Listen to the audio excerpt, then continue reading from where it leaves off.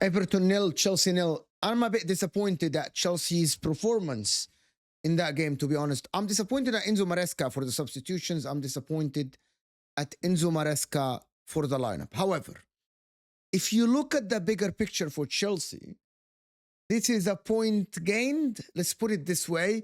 Putting in perspective that Man City lost in their top four, if you want to call them top four race, they aren't in a top four race. In my opinion, they aren't in a top four race. If you ask me individually about the game, I would tell you that I think Chelsea dropped 2 points. Everton were there for the taking. There are 3 things I wanted to speak about in this game. But before we go on and talk about that, hit that like button first.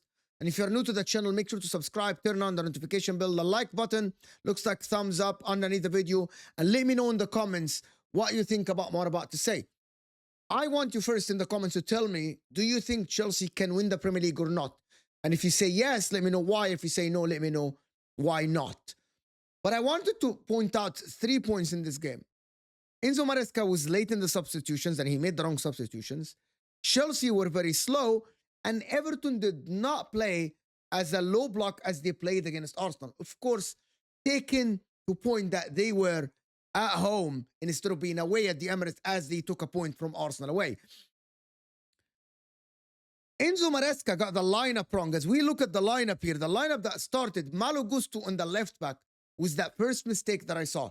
You have Vega available to you. Play Vega, who's a natural left back that can invert in the middle instead of inverting Malo Gusto. I think Malo Gusto hindered everyone in this game.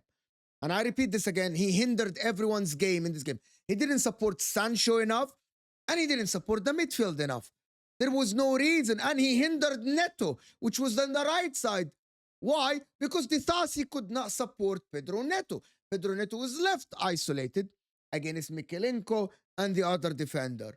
And even the left winger that started for Everton that was supporting them. So I think that was the wrong lineup, in my opinion. Play Renato Vega, make Enzo play forward a little bit to support Jadon Sancho, and even Vega can support Jadon Sancho. That is the first mistake that he did. The second mistake that Enzo Maresca did, and I want you to correct me if you think I saw this wrong, that I thought Enzo Maresca, because I'm not in the dressing room with them, asked the team to be slow.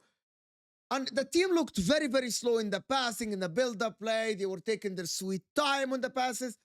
And they were picking the easier and the simple passes instead of playing the risky passes between the lines. They did it a couple of times or 3 times, and it paid off.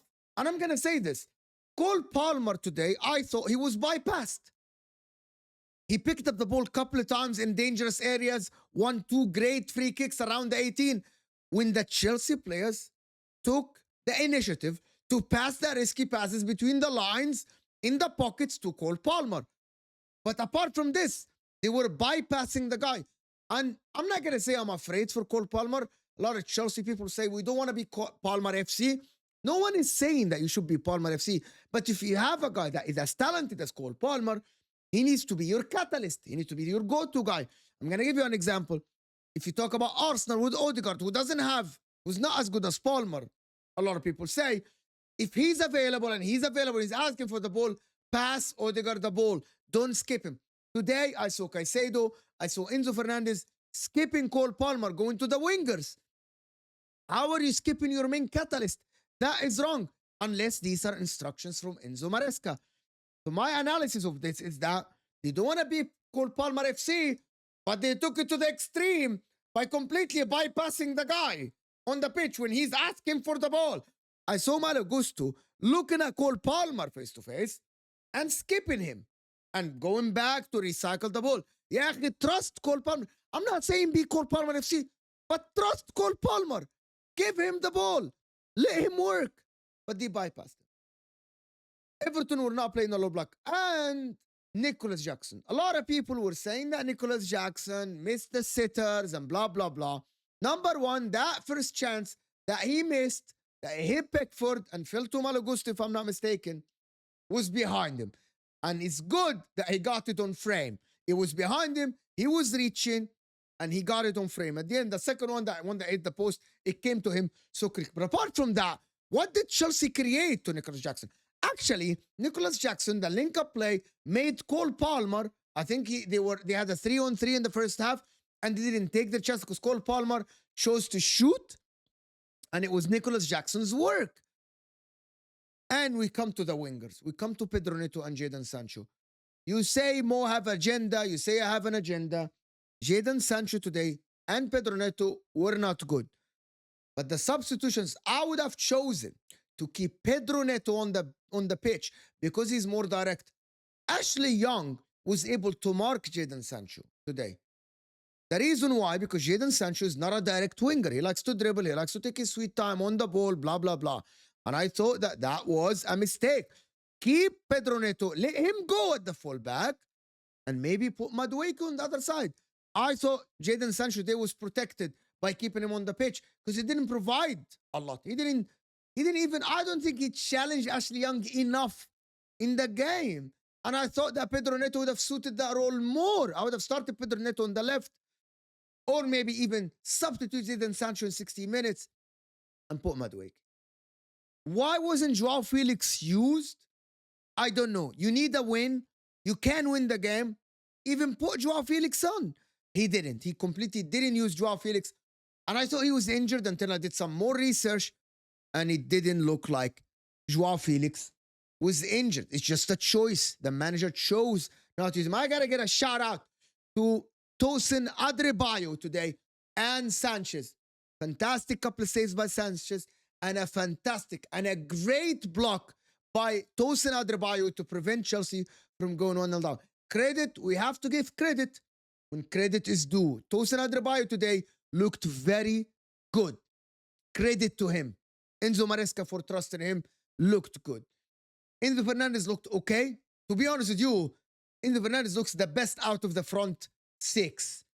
These guys, all of them, the front six, Enzo Fernandez looked the best for me out of Palmer, Caicedo, Neto, Jackson, and Sancho. The other thing that I wanted to talk about as well is that maybe you could have put in Nkunku along, even if you sub Palmer, put in Nkunku with Jackson, have a 2-forward formation and let Enzo create. If you aren't going to put Joao Felix, or even take Enzo out, leave Caicedo with Palmer, and maybe create for 2 forwards, play Caicedo, Palmer, and Nkunku behind Jackson. He didn't need to sub out Jackson, to be honest. He should have kept 2 forwards. That is my humble opinion. But moving on from this, I don't think Chelsea should take a lot of negatives from this. It's 1 point gained from this game, 2 points dropped. You're still, if you watch this, you're still second in the league as it stands. You're 4 points only behind Liverpool. Liverpool have a given hand. But I want Chelsea, and I keep saying this, Chelsea should not look up. Not yet. You should not look up. Always look down. Who are you ahead? You're ahead of Arsenal by 2 points, and you are ahead of Manchester's title contenders, Manchester City, by 8 points in Christmas, 17 games in, and Chelsea are 8 points above Manchester City. Chelsea are on course to achieve top 4, which was the target from the beginning of the season. They are 4 points ahead of Nottingham Forest and Forest. So basically, at the current moment, Chelsea are 7 points ahead of the 5th position in the league, which is Bournemouth. So Chelsea are on course to achieve what they are set to achieve. Do expectations change throughout the season? I'm going to tell you something, to be honest with you, and I want to know your opinion. Hit that like button before you go on and continue the next part. I think Chelsea should always look down until March and February, and maybe if they are within 2-3 points or 4 points from Liverpool. Until then, always look down. Always look at the people down. Don't look up. Don't look, oh my God, I need to catch Liverpool. No, no, no. If your chance comes and you are ahead of Liverpool or you are behind Liverpool by 2 points, comes February, March, now we talk about title, can we win the league, blah, blah, blah. Because at the current moment, you are playing good football.